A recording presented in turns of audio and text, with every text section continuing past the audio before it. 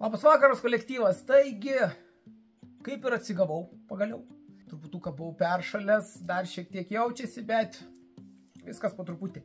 Apie ką norėjau pakalbėti, tai yra vienas video pas mane kanale, kaip išmokti Forexo per 90 dienų. Dabar klausimas galbūt čia turėtų būti, ar įmanoma išmokti Forexo per 90 dienų, ir atsakymas iš tikrųjų yra taip. Elementariausi dalykai tai yra sugebėti atsirinkti informaciją, bet kadangi tu ateini visiškai naują sferą, tą informaciją susirinkti yra pakankamai sudėtinga. Todėl yra studento kursai. Pasijungiat, visas video išdėstytas ir per 90 dienų techniškai suprasti Forexą tikrai sugebėsi. Arba kitas dalykas tai yra atsidaryti YouTube'ą. YouTube'e yra tiek mano kanalas, apie kurį aš daugiau galbūt šiandieną pakalbėsiu, tiek užsieniečių, kas angliškai supranta irgi gali informacijos susirasti pilną. Mano kanale dabar taip, iš tikrųjų, nueinat videos, įkeltas 76 vaizdo įrašai. Daug įkelta. Ir iš tikrųjų reikia mokėti atsirinkti. Nuo ko aš patarčiau pradėti, tai yra registracija brokeryje. Registracija brokeryje ir MetaTrader 5 apžvalga. Lygiai tas pats pas mane ir puslapyje yra, pasidarot lietuvių kalbą. Ir registracija brokeryje. Čia yra nurodyta informacija, kaip prisiregistruoti prie brokerio. Pažingsniui iš tikrųjų viskas išversta, tai tikrai nebus sudėtinga. Nes jeigu tu nori treidinti Forex'e ir nori treidinti, ir aš stipriai rekomenduoju pradėti nuo brokerio, nes brokeris suteikia galimybės tau treidinti per demo versiją. Tai demo versija yra tie netikri pinigai. Nes demo versijoje tu galėsi susipažinti, kas yra loto dydžiai, kas yra marginas, kas yra margin callai ir taip toliau. Iš tikrųjų, brokeris tam reikalingas. Brokeris yra lyg mūsų tarpininkas. Mes brokerius registruojam, pasitvirtinam, ką ten reikia, nes viso to reikia, finansinė institucija. Ir tada jau su MetaTraderiu 4 arba 5 prisijungiam, turėdami savo kredencialus ir bandom treidinti. Žiūrėti, kas yra prie ko. Tačiau čia užsiėmimas, kuriam reikia skirti pakankamai daug laiko. Ir turi suvokti teorijas, kurių reikia. Ir pas mane iš tikrųjų čia yra sukelta nemažai.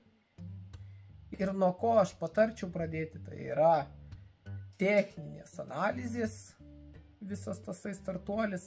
Galit bandyti žiūrėti, pavyzdžiui, strategijas keletą, kurios yra įkelta iš seniau, prieš metus laiko iš tikrųjų darytos. Nes pradedant Forexo kelionę, ypatingai yra svarbu suvokti, kaip marketas juda, pagal ką jisai juda, kodėl jisai juda. Ir iš tikrųjų, pirmi video tai turėtų būti arba indikatoriai, kur naudositės TradingView žiūrėti, įeiti pagal savo pozicijas, taip susidarydami bendrą vaizdą, kaip galima įeiti, kaip galima neįeiti.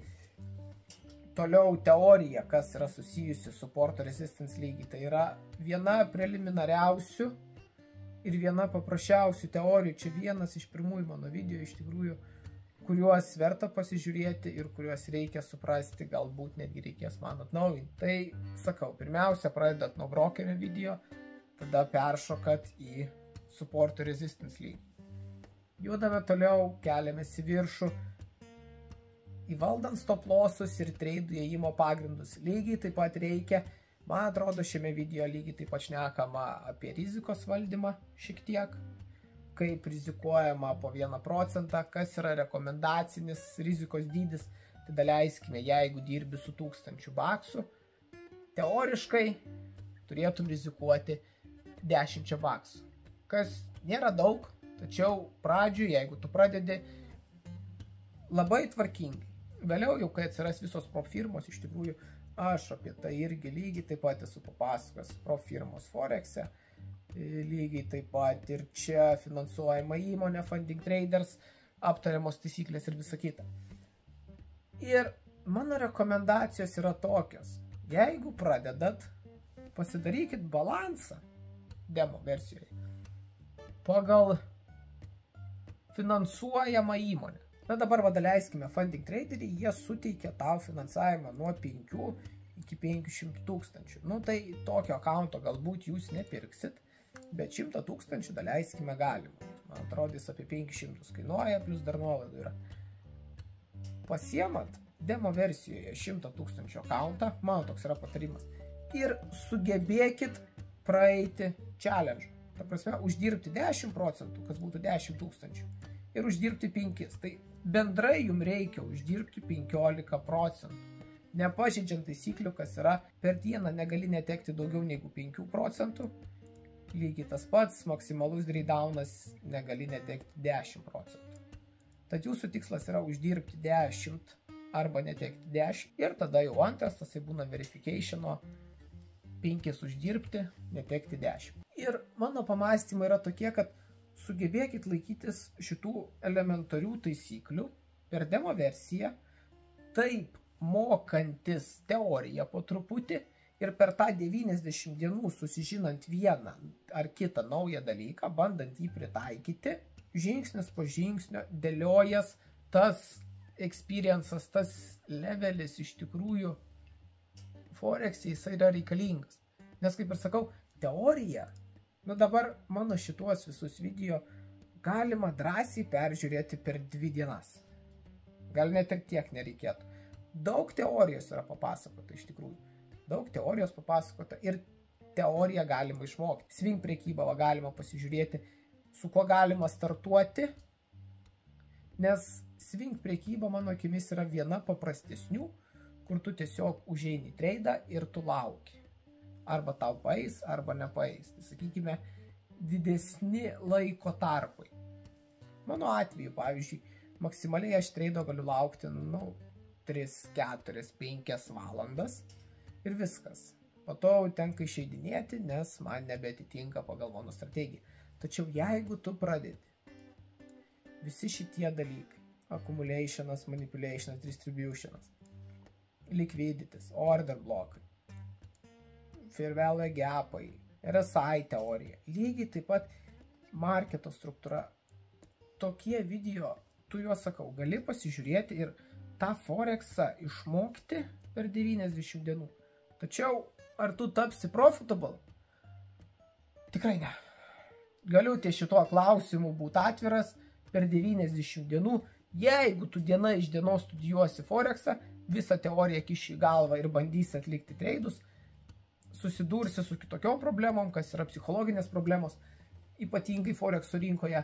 Tačiau psichologinės problemas mes taisomės per savo experienciją, per savo lygį, per kiek treidų mes esame kartu įėję ir kiek treidais, pavyzdžiui, mes analizuojamės. Tai yra, jeigu treidas įėjo pagal tavo strategiją, kas yra tas, tu įėjai į treidą ir tas treidas nuėjo į minus. Tavo darbas šitoj vietoj nenumoti ranką ir kitą kartą įeisiu. Esmė yra analizuotis. Jeigu tu analizuosies, jeigu tu žiūrėsi savo klaidas, jeigu tobulinsi savo edžą, tau viskas susidėlios. Man asmeniškai prireikė apie 2-3 metų, kad pasistatyti savo edžą, kad galėčiau jį pristatyti publikai, kas yra meistro kursuose nurodyta. Visa informacija tenais jau visa mentorystė iš tikrųjų. Ten jau kito lygio teorija, sakykime, pagilinta teorija, kodėl, kaip, kas, prie ko, viskas paaiškinta pagal ką jau aš treidinu. Bet jeigu tu nori pagrindo, jeigu, sakykime, sugebi užsiminėti swing prekybą ir tau tas būtų labai gerai, čia teorijos tikrai galima rasti. Svarbiausia yra nepatingėti. Nėra jinai sudėtinga, susigaudai kas prie ko, supportas resistance, break of structure ir change of character, supply demand, RSI, EMA. Tokių video pas mane pilna. Svarbiausia, sakau, yra susižiūrėti. Jeigu sugebėsit susigaudyti, jeigu įdėsit laiko, viską galima padaryti. Todėl mano finaliniai žodžiai yra tokie, kad ar įmanoma išmokti Forexo per 90 dienų, mano atsakymas taip. Bet ar įmanoma po 90 dienų, kad ir juodo darbo, būti pelningam Forex? Čia mano atsakymas yra ne. Sudėtinga pasidaro tada psichologiškai. Psichologinis krūvis iš Forexo yra labai didelis ir jeigu tu nori uždirbti būtent, kas yra susijęs su Forexo rinka, tu privalai ne tik mokėti teoriją, kas nėra sudėtinga, kaip ir sakau, teoriją išmoksit, bet atlikti treidus. O atliekant treidus, analizuotis, ar viskas gerai, kas blogai, ką galima patobulinti. Taip darant, turit mažą šansą. Turit. Bet kaip ir sakau, viskam reikia laiko. Tad hebryte, ačiū, kad žiūrėjote. Toks labiau klausiminis video. Tačiau, mano akimis, netingėkit, mokykitės, analizuokitės ir viskas gausis. Tad, ačiū, kad žiūrėjote ir judame link bendro tikslo. Uždirbti dolerių. Bye bye.